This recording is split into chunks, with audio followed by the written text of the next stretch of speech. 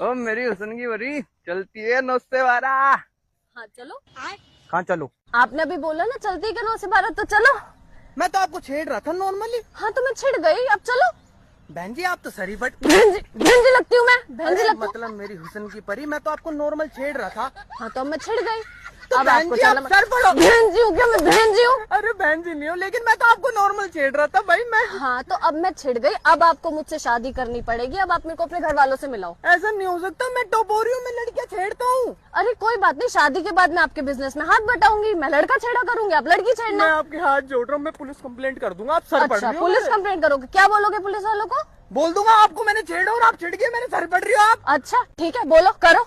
यार नहीं, बहन जी नहीं, आप तो बड़ी जिद्दी हो यार। बहन जी नहीं बोलना है। मैं आपसे शादी नहीं कर सकता। आपको शादी मैंने करनी से छेड़ दिया था कोई आपको। बात नहीं, अब मैं छिड़ गई, अब आपको चलना पड़ेगा। नहीं नहीं नहीं, अब आप चलो। मैं नहीं कर अरे सकता आपसे चलो, शादी। आप ऐसे नहीं प्लीज करो।